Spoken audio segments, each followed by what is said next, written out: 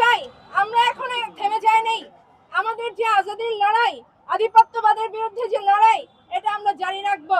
আপনারা যদি মনে করেন একজন ওসমান হাদি, একজন হাসনাত আব্দুল্লাহ, একজন ইলিয়াস আলীকে গুম করে বা একজন সালাউদ্দিন আহমেদকে গুম রেখে আমাদের আন্দোলন বন্ধ করে দেওয়া যাবে, সেটা আপনারা বোকার স্বর্গে বসবাস করেছেন।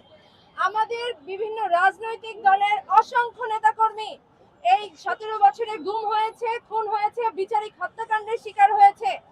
তবুও বাংলাদেশের সাধারণ ছাত্র জনতাকে থামানো যায়নি।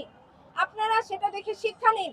আমাদের ওসমান হাদি ভাইকে গুলি করা হয়নি, এখানে আমাদের বাংলাদেশের বুকে গুলি করা হয়েছে।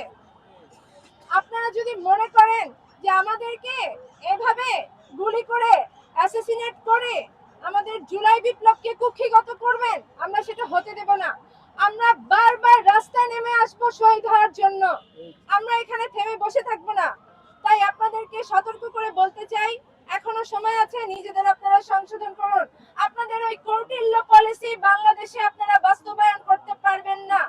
আমরা গত বছর 24 সালে ভারতীয় পণ্য বর্জন আন্দোলন শুরু করেছিলাম, আপনারা সবাই এখানে সেটা জানেন। এবং ভারতীয় পণ্য বর্জনের কারণে আপনাদের কলকাতার মার্কেট, আপনাদের দিল্লির বিভিন্ন ব্যবসা প্রতিষ্ঠান বন্ধ হয়ে গিয়েছিল। আপনাদেরকে স্মরণ করিয়ে দিতে চাই, বাংলাদেশ হচ্ছে আপনাদের ইন্ডিয়ার থার্ড রেমিটেন্স আর্নিং কান্ট্রি। যদি এই দেশে আপনাদের ব্যবসা বন্ধ হয়ে যায়, আপনাদেরকে না খেয়ে মরতে হবে। এবং আপনারা এর আগে বলতেন যে আমাদের নাকি পেঁয়াজ আমদানি না করলে আমাদের নাকি না খেয়ে মরতে হবে, কিন্তু আমরা এবার আপনাদের কাছ থেকে আমদানি করা ছাড়াই স্বয়ংসম্পূর্ণভাবে আমাদের বাংলাদেশকে আমরা চালিয়ে নিতে পেরেছি। তো আপনারা সতর্ক হন, আপনারা সমতার ভিত্তিতে আমাদের সাথে সম্পর্ক স্থাপন করুন। দাদাগিরি করবেন তো প্রত্যেকটা জায়গা থেকে কি কার্ভ শুরু হয়ে যাবে। ধন্যবাদ।